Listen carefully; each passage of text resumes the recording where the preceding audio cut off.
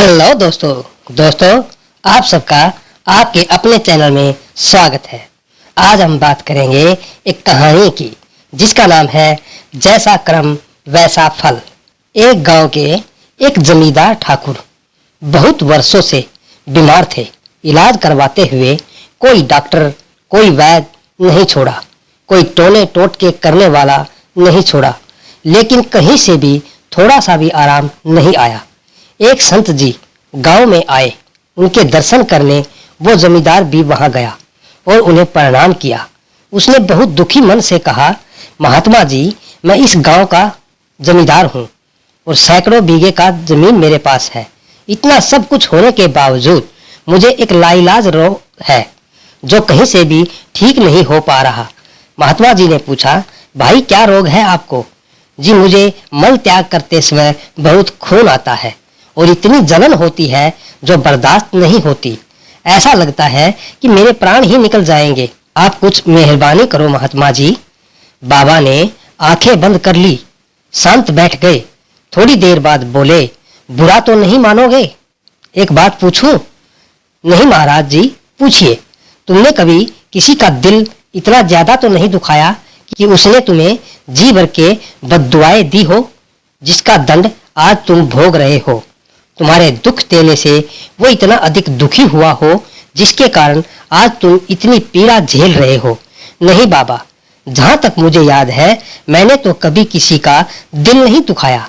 याद करो और सोचो, कभी किसी का हक तो नहीं छीना, किसी की पीठ में छुरा तो नहीं मारा, किसी की रोजी रोटी तो नहीं छीनी, किसी का हिस्सा जबरदस्ती तुमने खुद तो नहीं संभाला हुआ।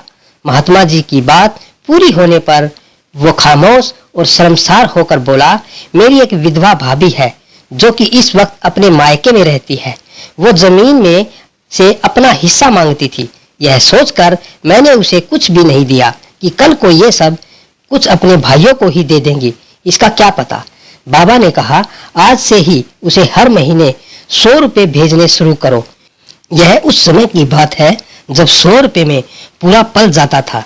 उसने कुछ रुपए भेजना शुरू कर दिया। 2-3 हफ्तों के बाद उसने बाबा से आकर कहा, जी मैं 75% ठीक हूँ। महात्मा जी ने सोचा कि इसे तो पूरा ठीक होना चाहिए था, ऐसा क्यों नहीं हुआ? उससे पूछा, तुम कितने रुपए भेजते हो? जी 75 रुपये हर महीना भेजता हूँ, इसी कारण तेरा रोग पूरा ठीक नहीं हुआ। संत जी ने कहा, उसका पूरा हक उसे इज्जत से बुला कर दे दो।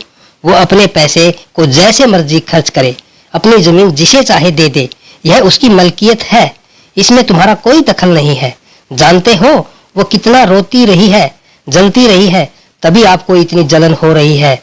जरा सोचो, मरने के बाद हमारे साथ क्या जाएगा? जमींदार को बहुत पछतावा हुआ। उसने फौरन ही अपनी विधवा भाभी और उसके भाइयों को बुलाकर सारे गांव के सामने उसकी जमीन, उसके हक का पैसा उसे दे दिया और हाथ जोड़कर अपने जुल्मों की माफी मांगी।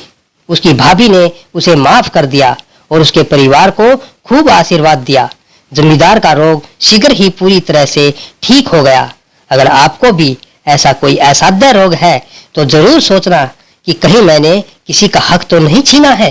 दोस्तों, आज की ये कहानी जैसा कर्म वैसा फल आपको कैसी लगी? अगर अच्छी लगी है तो आप अपने इस चैनल को सब्सक्राइब अवश्य करना, वीडियो को लाइक करना, शेयर करना और कमेंट करके जरूर बताना दोस्तों।